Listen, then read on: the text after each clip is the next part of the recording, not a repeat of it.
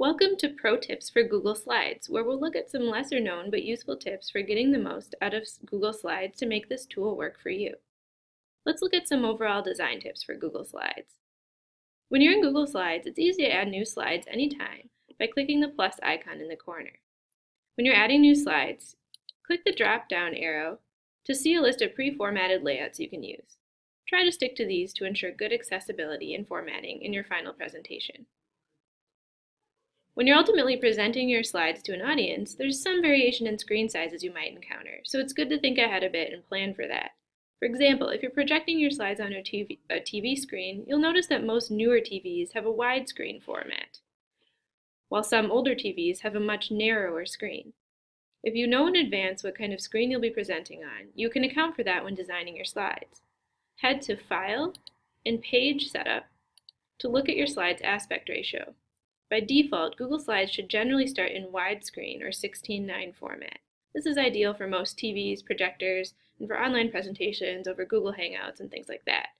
So if you're not sure what kind of screen you'll be presenting on, it's generally best to just leave this set to widescreen.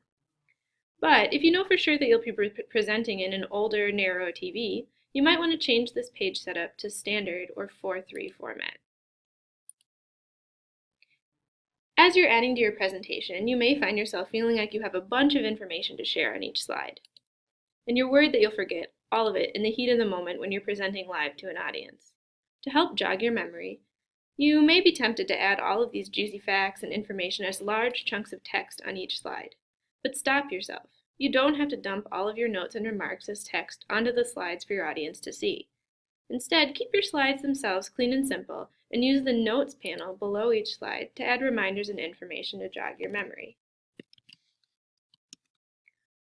When you're finished with your presentation, you can print a copy of your slides with your notes below that you can use when you're presenting, so you can have a paper copy if that's helpful. Your audience will see your nice clean slides and doesn't have to see the notes, but the notes will let you keep facts and information around to use when you need them. Now, what if you made your presentation but you realize your colors feel a little off, or you want to tweak some of the look and feel of your presentation? For example, let's say I want to make all of the slide titles maroon here. Head to Slide and Edit Master, and there you'll enter the Master Slide view. Here, any changes you make will affect the formatting across all of your slides. So if I change the heading here to be maroon,